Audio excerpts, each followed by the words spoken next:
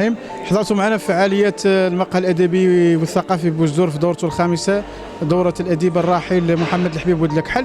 فعاليات متميزة فيها ثراء وغنى على مستوى المداخلات القيمة للمشاركين والمشاركات في هذه الدورة، وكذلك حضور جماهيري عريض من خلال يعني الوقوف على تجربة الشاعر والأديب الرائدة في مجال الطلل، في علاقته بالمكان، كذلك قراءة في شعار الدورة إلى غير ذلك من المداخلات، بالإضافة إلى استضافة ضيف مهم اللي هو الدكتور محمد دحمان من خلال تقديم قراءة في كتابه وتوقيع له كذلك اللي هو نساء الصحراء، وهذا انسجاما مع الاحتفال باليوم العالمي للمرأة ومقاربة ما عرفته المرأة الصحراوية من تحولات على مستوى يعني حالة الاستقرار بعد فترة البداوة.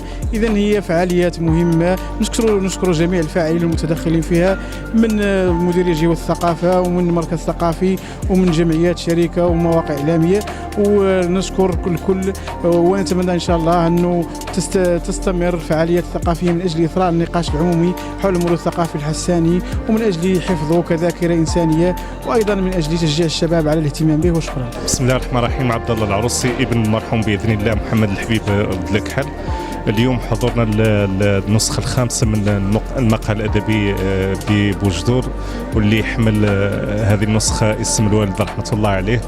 كنا سعداء بالحضور وسعداء كذلك بتكريمه وسعداء بتخصيص اسمه لهذه النسخة اللي هي تعتبر اعتراف وعرفان بمجهودات الراحل في الأدب وفي الشعر الحساني. شكرا.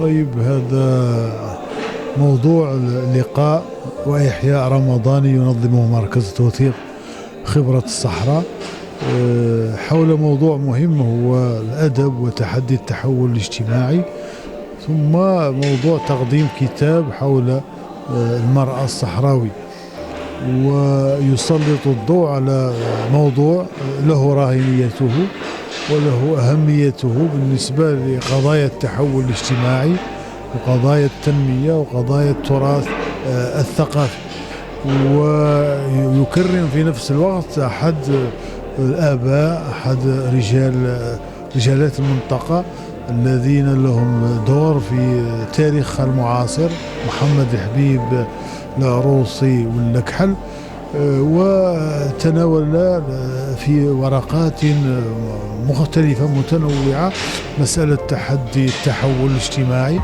ومسألة التغير الحاصل، ومسألة المرأة ووضعها الاجتماعي والثقافي ودورها في هذا المجتمع في الأقاليم الجنوبية الذي عرف بتحولات كبيرة اقتصادية واجتماعية سياسية كان لها بالغ الأثر على مكانة المرأة وعلى دورها وعلى مشاركتها.